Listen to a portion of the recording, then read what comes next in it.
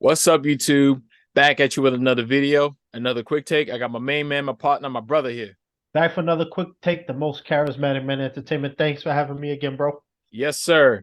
So we got a topic today that we're going to talk about that I thought was interesting, and it's something that I've been hearing for I'll probably say like the last couple of years, more or less. Probably like 2019 was probably the earliest that I heard about this. And we have an article courtesy of Variety, which says Quentin Tarantino says Marvel actors aren't movie stars. Captain America is the star, not Chris Evans. The article goes on to say, or he goes on to say, that part of the Marvelization of Hollywood is you have all these actors who have become famous playing these characters, Tarantino said, but they're not movie stars, right? Captain America is the star, or Thor is the star. I mean, I'm not the first person to say that. I think that's been said a zillion times, but it's like, it's these franchise characters that become a star. He further says that, look, I used to collect Marvel comics like crazy when I was a kid. Tarantino said there's an aspect that if these movies were coming out when I was in my 20s, I would be totally fucking happy and totally love them. I mean, they wouldn't be the only movies being made. There would be those movies amongst other movies. But I'm almost 60, so yeah. No, I'm not quite as excited about them. And he finally says, my only axe to the grind, or my only axe to grind against them is they're the only things that seem to be made. And they're the only things that seem to generate any kind of excitement amongst a fan base or even for the studio making them. That's what they're excited about. And so it's just the fact that they are the entire representation of this era of movies right now. There's not really much room for anything else. That's my problem. Now, I also want to read this other article from Yahoo, which was really the impetus for me even making this quick take at all. And it's Anthony Mackie, who in an interview that resurfaced, which in reference to what Quentin Tarantino says, he's actually in agreement with them. And Anthony Mackie, for those who don't know, he plays Falcon in the MCU. He was Papa Doc in 8 Mile and maybe a couple of other movies that exist that I cannot think of. He says, there are no movie stars anymore, Mackie explained. He said, like, I'm not a movie star. The Falcon is a movie star, and that's weird. It used to be with, Tom Cruise and Will Smith and Stallone and Schwarzenegger. When you went to the movies, you went to see the Stallone movie. You went to see the Schwarzenegger movie. Now you go see X-Men. So the evolution of the superhero has meant the death of the movie star. I have my thoughts on this, but what's your take on this, bro? Oh, this is a good one. And you know what? I gotta say, I gotta agree with them. And this is something that ties into a conversation we had before when we was talking about the whole Denzel Will Smith debate. Go check that video out on Dimitri's channel. Denzel is one of those actors when in any movie he's going to kill it because he is a phenomenal actor. That's just what he does. Then you also have, Will Smith, who's been diverse and everything. But one of the biggest things you've mentioned was the box office. And why has the box office been bigger in terms of Will Smith's success than Denzel? Was because Denzel hasn't done a superhero movie. And so, I got to agree with Anthony Mackie and Quentin Tarantino because we've talked about this before. How many we see this time and time again? Marvel, DC, like as an actor, I'm not going to say no to any of these opportunities. But how many of these actors we see who come out of nowhere? Nobody's ever heard of them. They've never been on a TV show or blockbuster ever before, which is a great opportunity for them. But they become Spider-Man. They become Thor. They become certain other characters in the MCU, DC universe. And anytime they do a project after that, people like, well, it's not like Thor. We want to see Thor. Yeah, it's not like Spider-Man. We want to see Spider-Man. And that's the problem. Tom Holland, as much as I like him, Chris Hemsworth, as much as I like them, but when I see them in other projects outside of the MCU, I'm just like, the Mm-hmm. appeal is not there because I'm so used to them playing that one character. Mm-hmm. And that's why people like Chris Evans, Robert Downey Jr., have been able to succeed outside of it because they had a career before that. So, and that's why Samuel Jackson has never been impacted by the MCU because he's always had a legendary career, box office appeal before those Mm-hmm. movies. So, I don't agree with them. I do think that superhero movies have been dominated, as we've seen Black Panther, Black Adam, Mhm. Doctor Strange. I'm not saying it's a bad thing, but the days of A Bronx Tale, Scarface, the, I'm not saying they're long gone, but it's just not going to be making the same amount of money Right. as a new Spider-Man. So, Right. yeah, what is your thought? Well, here's my thing, and I do agree. I feel like these characters are bigger than the actors they themselves. And I'll push back on Robert Downey Jr. and Chris Hemsworth and Chris Evans a little bit, because think about it. Because while you were talking, I started looking up Robert Downey Jr.'s filmography on Wikipedia. And as I'm looking at it, from between 2008 to 2022, the consistent films that I see are Marvel films. I haven't really seen anything else from him.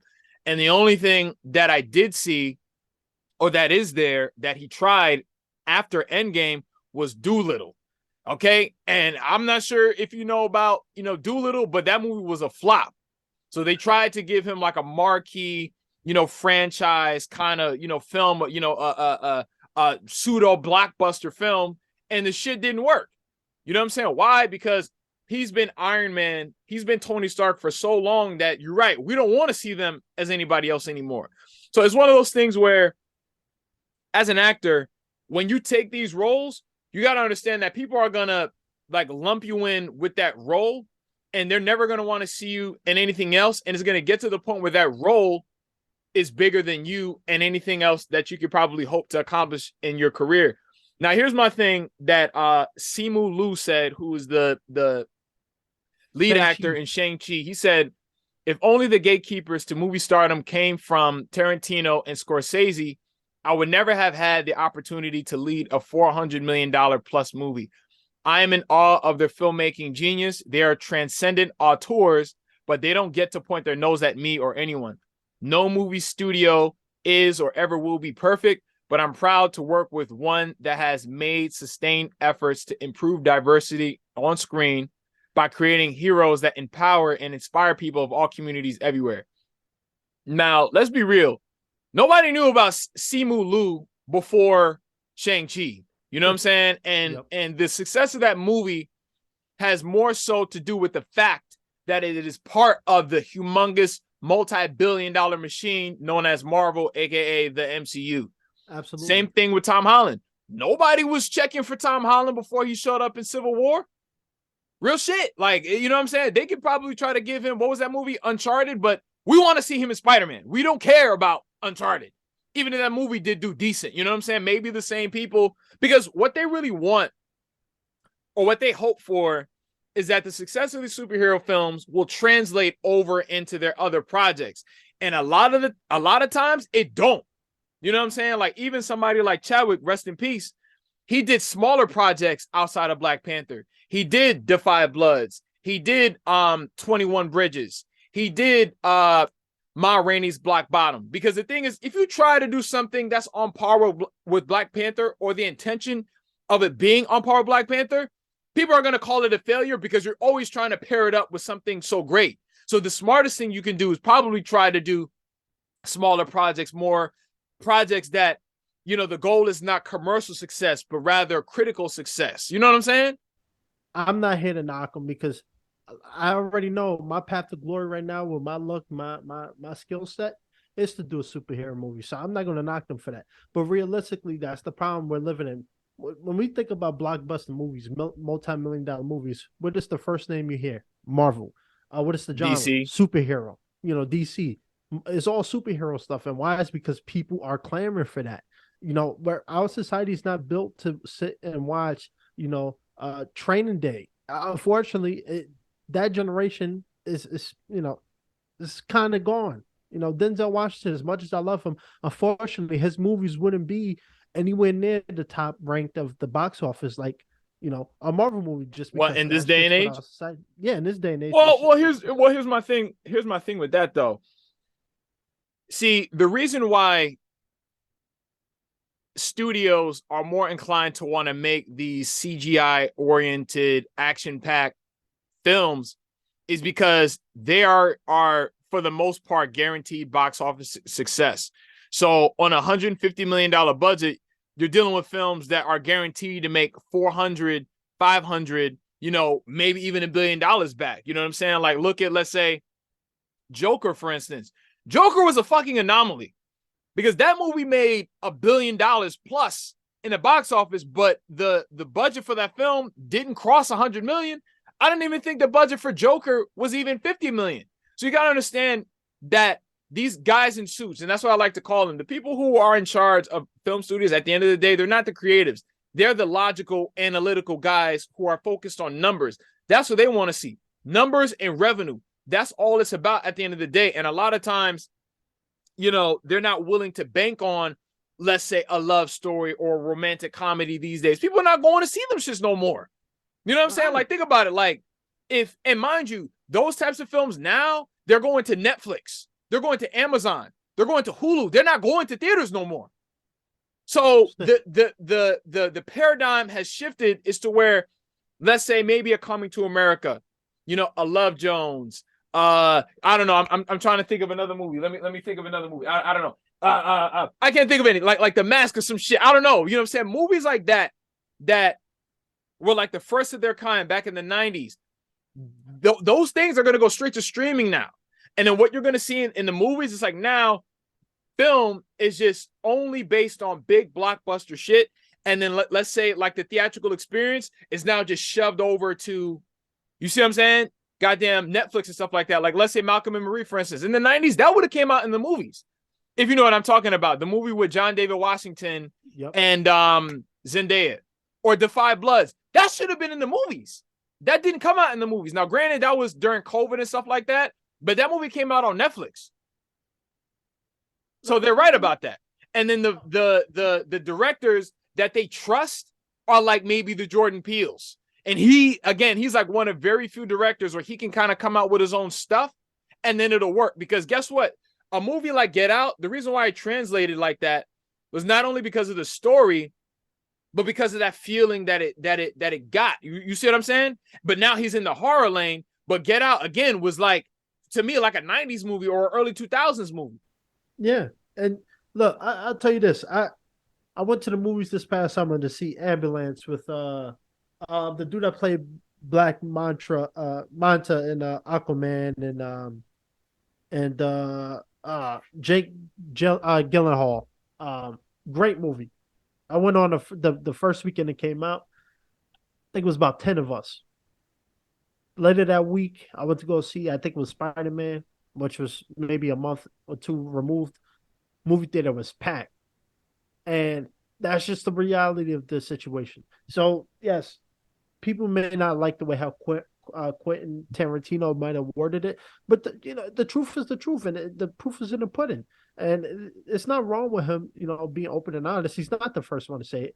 And the truth and realistically, if anybody disagree, let me ask you a question. Whenever you see Chris Hemsworth's new movie on Netflix, do you think, oh, I have to sit down and watch it right now? Probably not. I couldn't even name a non-MCU Chris Hemsworth movie. That's what I'm saying. And because people attach him to Thor, just like everybody else in the MCU, unless you're Samuel Jackson, who has a illustrious career already. A lot of the times they're hiring people who are no names, which is an amazing thing, by the way, diverse talent. But they bring in people nobody's ever heard of, taking them, from the middle of nowhere and putting them into these big roles behind a big machine, and that's exactly what happens. So. I'm not mad at them about it, but on the real note, on the actor's note, as performing note, I don't like it a little bit. You know why? Because at the end of the day, it seems to me to be the biggest, to get the most money nowadays as an actor, you have to be in one of these superhero movies, establish a name. Because I'm telling you right now, people may not go see a Chris Hemsworth movie on Netflix, but I can guarantee you he's probably banking in $2 million just to do that movie. And so, it's a sad reality, but superhero movies are here to stay. And it's not Marvel's fault. It's not DC's fault. They giving the people what they want. And people at a high margin are demanding to see Chris Hemsworth and all these other actors come out, do super cool things, punch through buildings, sling the villain into atmosphere and do all types of crazy stuff. CGI, all that. And you know what? They just playing by the rules. I'm And gonna give you another one. See, I don't you didn't see Lightyear, did you? The like the Buzz Lightyear, oh reboot. god, See, I didn't see it, but I didn't mind see you, it. so that movie on a $200 million budget only made 226.4 million. So basically, they barely made it back the budget. So that basically they're not gonna do another one. They're not gonna do another one. If I But spend $200 million to make a film and it makes $226 million back, that means failure. Failure. That movie was supposed to make at least 400 million minimum for it to be a success, for them to like break even, essentially for them to make a profit. They didn't make a profit off of that. So it just goes to show, even with, let's say, like a popular franchise like that, they literally gave him Buzz Lightyear. They didn't get the original voice to do Buzz Lightyear. They could have gotten, what was it? Was it Tim Allen who was the original voice of Buzz? Yeah, they didn't get him. They tried to trust Chris Evans because they thought, oh, he's in these billion-dollar movies. If we stash him in this film, it's gonna work, and it's not gonna. And it didn't work. Right. I knew it wasn't gonna work just from the moment they said, oh yeah, Chris Evans is the voice of Buzz. In my mind, I'm like, yo, I don't want to see him. I don't want to hear him as no goddamn Buzz. I want to hear Tim Allen. Right. You want to see it's almost one of those things where it's like, again, I myself, I love superhero films. You know what I'm saying? And like, even if I was a little kid, I would love them probably a lot more than I do right now, because who wouldn't want to see, like a realistic take on what superheroes would look like in real life? You know what I'm saying? Like, that's probably the closest that we're going to get.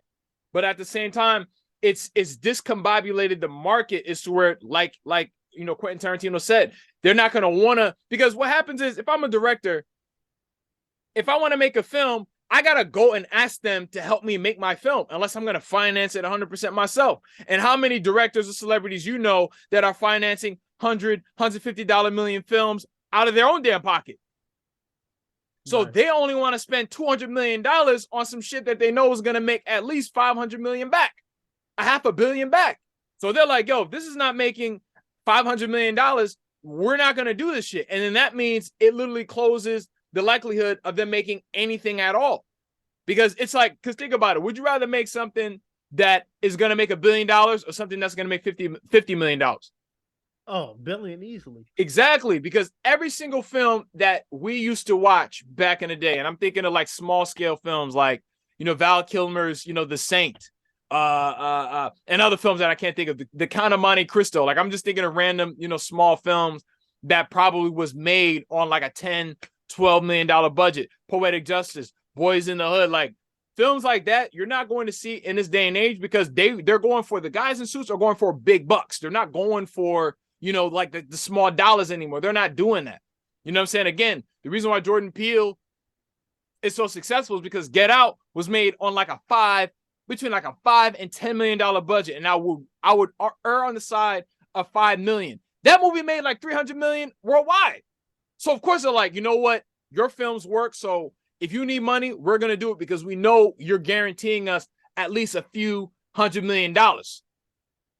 So, it's one of those things where it's like, we love superhero films, but then we also want the theatrical experience of, let's say, a smaller film. You know what I'm saying? Like, I remember a few years ago, I went to go see The Photograph, and it was with Issa Rae and Lakeith Stanfield. Like, that whole film experience was like a film experience from like back in the day, back in the 90s. That's a film that kind of had that same old, that vibe, to it. These days, that's very few and far between. And then again, you can only experience it at home. And let me tell you something. Watching a movie at home and watching it in the theater is two completely different experiences. Like, even to this day, I wish I saw Godzilla versus King Kong in the theaters. I didn't, because the theaters were closed. So I had to watch it at home. It's the same thing when, Batman, and especially now, sometimes movies come out on streaming and theater and in the movies. So it's one of those things where it's just like, well, all we can really do is talk shit, and, we can't complain, because if we didn't have superhero films, then where would the film industry be right now? You know what I'm saying? Especially with how the like movie theaters damn near went out of business a couple of years ago. Right. I mean, it's a sad reality. There isn't really any true movie stars. Now, all we have is stars of MCU being like, for instance, most of the time when you see like movies like Dune, Uncharted, you Dune. always notice it's the same type of cast. It's usually the same people you'll see in Avengers Endgame. It's Mm-hmm. Tom Holland, maybe a Chris Hemsworth, if not Chris Evans, if not Robert Downey Jr. You'll get an Idris Elba. You'll get some form of the Avengers assemble in the movie nowadays, and that's what it just seems like. If you are the newest name of a hot MCU movie, you are guaranteed to lead another movie coming to theaters. But the problem is your name is already attached to that role, so it's hard for people to relate to the other role. Because every time we've talked about this before, that's one of the most common problems, and that's something that I've thought about. Okay, what happens if I become a hero or a villain in one of these superhero movies? Well, chances of me starring in a blockbuster remake of A Bronx Tale, it's not going to make any money. So, that's just the reality of the situation. And Quentin Tarantino, he's right. And I don't like it. I like it in the sense that, yes, it's given minorities opportunities to star in huge blockbuster, cultural significant Black Panther movies. But at the same time, you know, the days of Denzel Washington is over. And Denzel Washington still kicking the bucket. But unfortunately, Denzel Washington, if he has a movie coming out with a MCU, I'm sorry, but most people ain't going to see Denzel, and that's Let sad. me ask you something. And this is something that Martin Scorsese alleged, or this is my memory of something that I heard that he said, not necessarily for sure. But would you agree with Martin Scorsese when he says that Marvel comic book movies is not real like filmmaking? Like they're not real movies. I would say I I would disagree. I would say they are. I can see what he's saying in terms of the CGI and all these special effects and stuff, but it's still the reason why, and the reason why I say I disagree. The reason why the Avengers, the MCU, has been so good, at least up until like 2 years ago, because this last couple strings of movies have been kind of garbage. But the reason why the Avengers was such a Endgame was such impactful Black Panther was because of the weight and the emotion and the acting in them. You know, you're not gonna get $1 billion movie just because you seeing people get flown through the buildings and flying in the sky. You know, when the Avengers together, you saw that the acting was real. When you watch Black Panther, you believe in Wakanda, you believe in the Black Panther. So there is acting involved in it. Is it the same type of acting you'll see? Denzel and Trinidad? Absolutely not. But at the end of the day, it's just two different mediums, and he's probably used to. It's like when we talk to the older generation, the grandparents, they have their certain way. They say the best form of communication, handwriting letters, going to your neighbor's door. Our generation say, no, I could just text you. I could just hit you and slide in your DM. So it's just two different ways. It's still communication, but Martin Scorsese is more hands-on, more everything is camera, no CGI, no extra editing. We're gonna have you do everything. I don't. I understand his point, but I disagree with him. What about you? He says that it says in an article last year, Scorsese said in an interview with Empire that he doesn't consider Marvel films to be cinema, saying that films produced within the franchise are more like theme parks. Quote unquote, honestly, the closest I can think of them as well made as they are, with actors doing the best they can under the circumstances, is theme parks. It isn't the cinema of human beings trying to convey emotional, psychological experiences towards another human being. And then Tom Holland says that it says Tom Holland has responded to the director's misguided beliefs, posing a rhetorical question to the acclaimed director. He said, you can ask Scorsese, would you want to make a Marvel movie? But he doesn't know what it's like because he's never made one. I've made Marvel movies, and I've also made movies that have been in the conversation in the world of the Oscars. And the only difference really is one is much more expensive than the other. But the way I break down the character, the way the director etches out the arc of the story and characters, it's all the same, just done on a different scale. So I do think they're real art. Man, yeah, He's I not look at entirely it wrong. like, what'd you say? He's not entirely wrong. I'll say this. I'll say this about, and I'm gonna make a comparison, and I hope it makes sense. I would say a Quentin Tarantino film or or a Martin Scorsese film is like, I would liken it to like a multitude of things, and I'm literally just winging it right now. I would liken their films to wine. I would liken their films to cars that they only make a limited quantity of. You know what I'm saying? Like a car that, in order to make it, the engineer or the mechanics, they have to make it from scratch. They're not conveyor belt items. You know what I'm saying? These are films that are made intricately, custom made, tailor made films, organic, built from the ground up, right? That's what I would describe Spike Lee, who is my favorite director, Quentin Tarantino, Martin Scorsese films. Marvel films, I would compare them, let's say, for instance, and I'm going to throw a Marvel movie out there. And one of the worst Marvel films that I have seen are Spider-Man Far From Home, Wakanda Forever, and what's the other one? Thor Love and Thunder. To me, those are among the worst Marvel films I have seen in all time. And those films are not films that I can say were intricately made. Those movies are conveyor belt movies. All respect to Ryan Coogler, who I think is a phenomenal director, right? But those are movies that I would liken to Toyotas, Hondas, okay? Conveyor belt. They might make, a Honda that's shinier than the rest, and I would liken that to the crossover films that they do. All right, some are like at this point right now in phase 4 of Marvel, moving into phase 5, a lot of these films are hit or miss. Like, I had high expectations for Doctor Strange Multiverse of Madness, and I'm not going to say that I was underwhelmed or I didn't like the film, but I wasn't like, oh my God, that was the best movie ever. You see what I'm saying? It wasn't what you expected. It wasn't, it was just kind of like, I don't want to say mid, but I would give Multiverse of Madness a B- to a C+. I did write a video essay about that, but again, C+, B-. Freaking, it's just hit or miss at this point in time.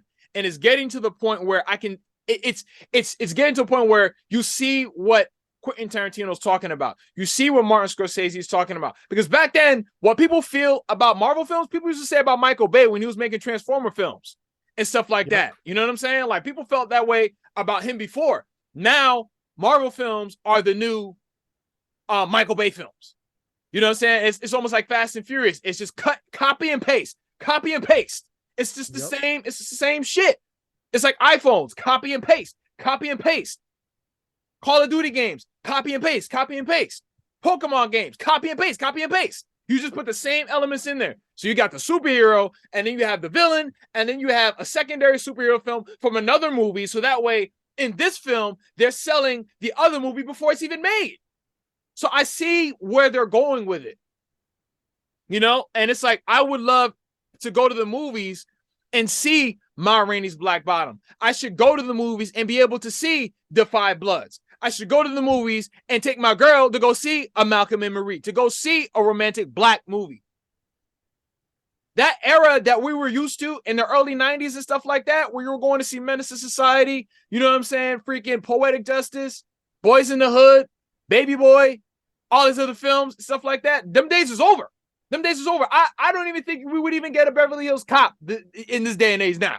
We wouldn't get a Rush Hour in this day and age now. We would. It'd just go straight to Netflix. It would go exactly because when they did I mean, in my opinion, Coming to America 2 was not a real sequel. That was a reunion special. That was but awful. You know, in the early 2000s, that would have came out in the movies. In the 90s, that would have came out in the movies. In this day and age now, because it's not going to make $500 million, it's not going to come out anymore.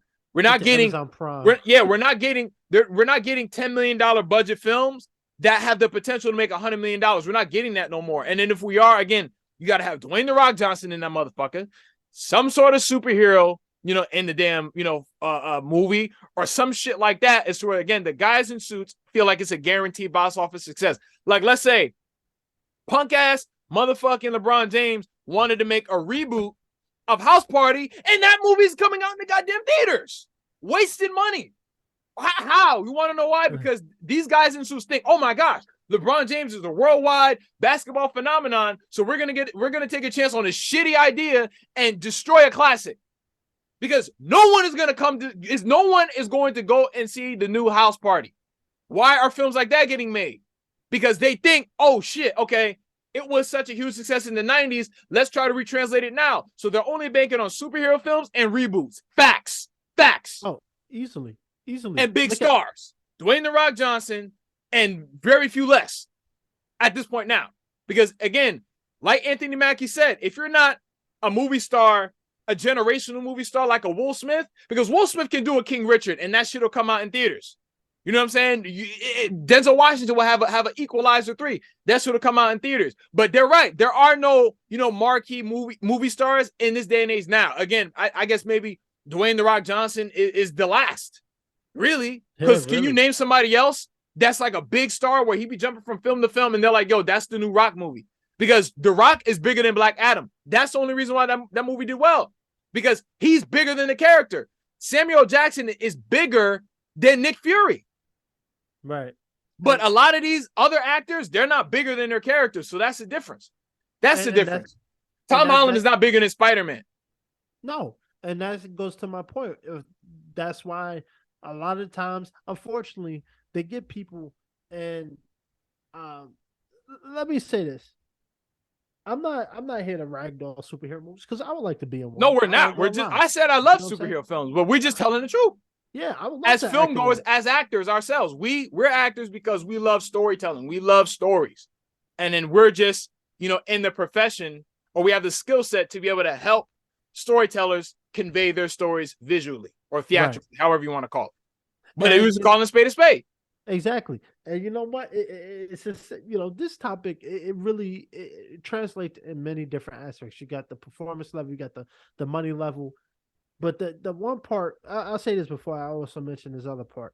It's unfortunate, but, you know, the reason why, if people don't agree with Quentin Tarantino about there's no true movie stars, let's be real. Out of all the people who's been in the MCU and kind of phased out now, have you really seen them in a blockbuster movie lately? Have you heard them trending on Twitter? Have you heard a movie or project that they're doing trending? Not really. No. And that's because the role they were attached to is no longer available for the audience. And I get what he's saying. You know, Captain America is a star. Chris Evans is just the guy who's portraying him. Now, what happens? Chris Evans left the MCU, and I like Chris Evans, but I haven't heard anything about him ever since Endgame came out. Man, he's Steve Rogers. Okay, if I see him in anything else, I'm looking at Steve Rogers in. Okay, right. Like I've seen him in Captain America long enough as to where, like, when I think of him, I think of Steve freaking Rogers. Same thing with Tom Holland. When I saw them trailers for Uncharted, I didn't see the movie, but when all I saw was Peter Parker.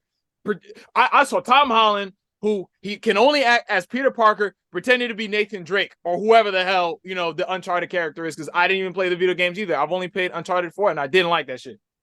Right. And, you know, another part that isn't being discussed is the pay. You know, it's no secret. The pay hasn't exactly been the greatest. However, if you are acting in a Marvel or DC movie, superhero movie, of course, you're guaranteed to make a lot of money. So to be honest, the only medium that's still going strong is TV. And the reason why is because TV's never really been about recuperating a massive amount of budgets. And Right. unfortunately, Yep. we also live in a day and age where you have to have a certain amount of followers to even get an audition. You have to you see Yep. a TikTok stars getting invited to, movies, appearing in movies and doing all types of stuff. Like, how's TikTok stars getting put over, classically trained actors? Well, like you said, it's about the money, it's about the The eyeballs. So, dollars. you know, I agree with Quentin Tarantino. I don't like it. I do. I don't know what's gonna happen, but until the audience demand, hey, we're tired of seeing Halloween ends. We want to see something different. Then nothing won't change. It's gonna be the same thing. We're gonna see another MCU. Oh, let me also mention this too Mm-hmm. about Phase 4, whatever phase Marvel is about to end. Mm-hmm. Absolute atrocious. And someone made a good point. It's because Marvel has built their company, their image, their movies to a standard that they will always get by no matter what. It's like that dude or that politician that everybody he makes everybody likes him. So he can't do no wrong no matter what. That's what Marvel's doing. They've been turning out trash after trash for the last couple of years, but it's because it's Marvel and they already had that name brand established.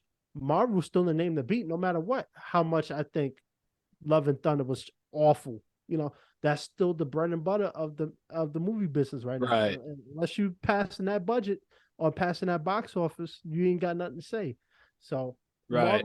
Marvel can literally make trash movies for the next 3 years and they'll still be number one because that's just what the audience wants, and they made themselves that way. So Right. Right. And another thing, because my last issue that I'm going to talk about as far as MCU films are concerned and why I do feel like in some way they're not real storytelling or filmmaking is because, and I don't know if you notice this, and you tell me if you agree, how there's a certain layer of like advertising and promoting and pandering and agenda pushing with these films. Like, let's say, for instance, the moment in Infinity War, but not was it Infinity War? No, Endgame, where all the girls in the MCU they all line up and then they march and they start to fight and shit like that. You remember that part? yeah, The guy who directed that film, if I'm not mistaken, or somebody that had to do with the making of that film was saying that they regret putting that scene in there because it just looks like they went out of their way to do it, like because they're trying to appeal to a certain audience or making a certain socio-political statement when they're doing it. Like, let's say in Wakanda Forever. Now, I didn't catch this, all right, but I remember hearing that it was banned in China because there were LGBTQ characters in that film. Now, here's my thing. Shout out to LGBTQ community. Y'all do y'all thing. However, let characters be characters. You know what I'm saying? Like, let it be a LGBTQ character in the movie because that character actually serves a meaningful and significant purpose to the story, to the audiences. Not because you're trying to make a political statement, like just because. Even Wakanda Forever. Now, I can't help but feel like in Black films in this day and age, these are rarely ever films, and I've said this many times before, especially if you're a subscriber and you watch my videos, you know what I'm talking about. Rarely in Black cinema today do you see a film or do we get to watch a film that makes us feel good about ourselves. When I walked out of Wakanda Forever, I did not feel good about myself. I did not feel good about Black people. Did you see the movie yet? I haven't. I'm gonna see it. I don't know why, weekend. but you're slacking. That movie, again, it just promotes Black on Black trauma, Black death, and Black insignificance because they use that movie to promote Latino people. That movie was all in promotion of the I forgot what they were called, the Atlanteans or Namor and his people. That wasn't a Black movie. Black Panther, the original Black Panther, was a Black movie. This movie, it was like a Black movie featuring a white guy who really saved the day. Now this movie, Wakanda Forever, was about goddamn Wakanda being overrun and taken over by Latino people, whoever these people were. You see what I'm saying? And I'm looking at it, I'm like, yo, like, what the heck is this? And then black men were like nowhere to be found in this goddamn movie, pretty much. Why? Because there's a statement that is being made with these films in this day and age right now. See, back in the day, there was a moral to Boys in the Hood. For whatever reason, I keep using these dang movies, but you get my point. There's always intent behind the content. There's always a message you're trying to convey. Mo Better Blues, my favorite Spike Lee film. There was a moral to the story. It wasn't a political statement that was being made, a secret psyop or some shit like that. No, it was about the story. There was a moral to the story that you could apply to your own self, character-wise, to your own life. These Marvel films, what message are they trying to get across to viewers in this day and age? Nothing that I want to take, at least. You see what I'm saying? Because they didn't promote black men being kings, black families staying together. They just promoted black death, black, victimhood or victimization. You know what I'm saying? Promoting Latino people. Shout out to y'all, but this is supposed to be our movie. Where were the black men? And then M'Baku, his ass got whooped by Namor, who is the villain or the anti-hero in the goddamn movie. So in my opinion, Wakanda Forever was not real storytelling at all. At all. And I should have made a rant, because now that I'm thinking about it, it's starting to piss me off. But this is a fact. This is a fact.